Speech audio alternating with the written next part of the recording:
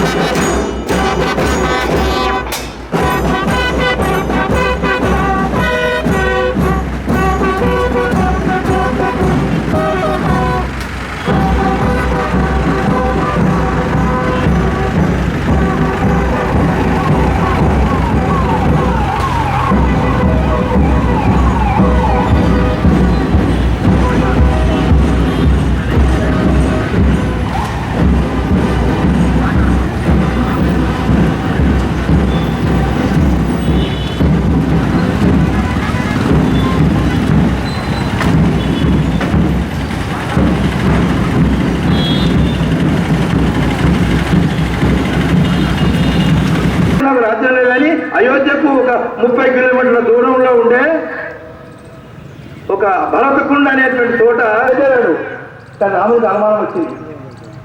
ఇన్ని సంవత్సరాలు భరతుడు పరిపాలన చేశాడు కదా, ఆయనకు భక్త సందేశం.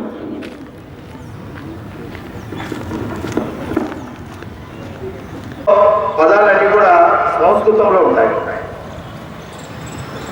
ఆద్య అంటే ప్రథమ,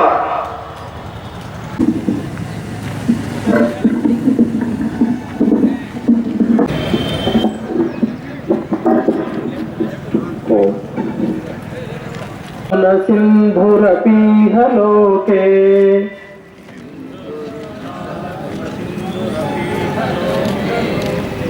విఘటయితుం జననం యదీయం భవ్యం వపు సస్నేహ గద్గదవచో మధురం హితం చ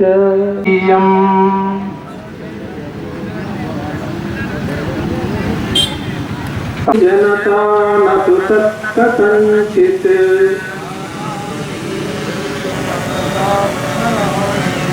शुभ्रं न किञ्चित् యోడాత్తరేతి విషజాంబదమాదచ ఏం లేదు అంత సపరేట్గా ఉన్నాడు ఏం లేదు ఆడ డాక్టర్ ఓరుగంటి నితిన్ రావు గారు, మీరు ఎంటూ జనరల్ మెడిసిన్ డ్యూయల్ కార్డియాలజీ నిపుణులుగా జగిత్యాల మన ఉగాది ఉత్సవానికి ఇచ్చేసిన ముఖ్య అతిథిగా ఇచ్చేసిన శ్రీ డాక్టర్ ఈనాటి జగిత్యాల నగర ఎంతో సౌహృదయంతో ముఖ్య అతిథిగా విచ్చేసినటువంటి డాక్టర్ నితిన్ గారు, మాననీయ మాననీయ శ్రీనివాస్ రెడ్డి గారు, మాననీయ నగర సంఘాచార ఉత్సవానికి విచ్చేసినటువంటి పుర ప్రముఖులు, మాతలు, స్వయంసేవక సోదరులు అందరికీ కూడా మనము 4 రోజులు ముందుగానే జరుపుకుంటున్నటువంటి రాబోయే పరాభవనామ సంవత్సర ఉగాది శుభాకాంక్షలు. అందులో ఒక ఫోటోలో కోటు వేసుకొని తూపు పెట్టుకొని ఉన్నారు. వారి పేరు డాక్టర్ కేశవరావు బలిరాంపల్లి రెడ్డివారు. వారు RSS ను స్థాపించినటువంటి ఒక యుగ ద్రష్ట. కాబట్టి వారే అంటాం. కాబట్టి మనము ఆద్య సరసంగా చాలా ప్రణామం చేశాం. ప్రతి స్వయంసేవ కూడా సంవత్సరం ఒకసారి ఇలా చేయడము తన జీవితంలో ఒక అదృష్టంగా భావిస్తాడు. కాబట్టి ప్రతి సంవత్సరం ఉగాది రోజున స్వయంసేవలో చాలా విషయాలు నేర్చుకునేవి ఉన్నాయి. దాంట్లో మొట్టమొదటిగా మనకు వ్యక్తిత్వ నిర్మాణమే మనకు సొసైటీ నిర్మాణానికి, తదుపరంగా దేశ నిర్మాణానికి దోహదం పడేలాగా మన RSS 100 సంవత్సరాల నుండి కృషి చేస్తూ ఉన్నది. ఎన్నో శాఖల ద్వారా దేశమంతా మన RSS అనేది స్ప్రెడ్ అయింది. నేను ఇవాళ మన ఈ RSS అనుభూతితో ఎవరైనా అడిగితే షేర్ చేసుకునేది మొట్టమొదటిగా డిసిప్లిన్, మనకు పంక్చువాలిటీ, ఒకటి టైంకి మనము పాటించడము, మనము ఇంకొకటి యూనిఫామ్ మనం వేసుకోవడము, అందరము మనము మన స్థాయిని మర్చిపోయి, మనకున్న పదవిని మర్చిపోయి, మనకున్న వృత్తిని మర్చిపోయి అందరూ సమానమైన గుర్తు చేయడానికి, మనమంతా ఐక్యంగా ఉండి పోరాడడానికి, మనం ఫిజికల్గా ఫిట్గా ఉండి, అట్లానే మనం అవసరమైతే ఆయుధాన్ని కూడా యూజ్ చేసేలాగా మనం కర్రను పట్టుకోవడము, మన ఐక్యతను సొసైటీకి చూపించడం అనేది నేను ఇవాళ మీ నుండి నేర్చుకున్నాను. అష్టకం కేశవస్యేదం ప్రాతస్నిత్యం స్మరంతే సంఘ కార్యేణ కాఠిన్యం దేశాం కార్య సత్యంలో ఉంది.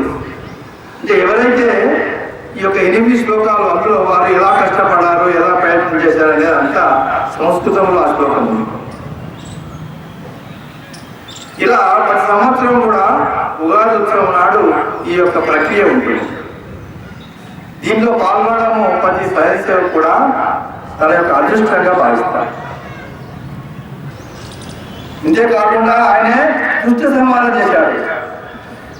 చూశారు కదా, ఆయన ఆదర్శ రాముడు. రావణుడు చనిపోయినాడు. కాబట్టి లంకను జయించింది శ్రీరామచంద్రుడు. సామాన్యంగా చూస్తే మనం జయించడం అంటే మనమే రాగా పడించుకుంటాం. రాముడు ఏం చెప్పాడు? మనం కాదు, ఆ యొక్క విభీషణుడే రాజుకోవాలని చెప్పాడు. అది ధర్మం. కాబట్టి రావణాసురుడి తమ్ముడు విభీషణుడు కాబట్టి అతనే రాజు. కాబట్టి అతన్ని మాత్రమే సింహాసనంలో కూర్చోబెట్టాడు. ఆయన శబరి యొక్క ఎంగిలి పని తిన్నాడు, గురువుని కౌగలించుకున్నాడు, కోతులను తన యొక్క మిత్రులుగా చేసుకున్నాడు. కోతుల ద్వారా కూడా ఆ యొక్క వారధిని కట్టింపజేశాడు. ఇలా అసలు ఎన్నో రకాల వరాలు ఉన్నటువంటి ఒక రావణాసురుడిని చంపేశాడు. కానీ ధర్మ సంస్థాపన చేశాడు. తల్లి రాజ్య ప్రకారంగా వనవాసం చేసి ఈ యొక్క ఉగాది పండుగ ఆయన అయోధ్యలో కూడా పట్టాభిషేకం చేయాలి.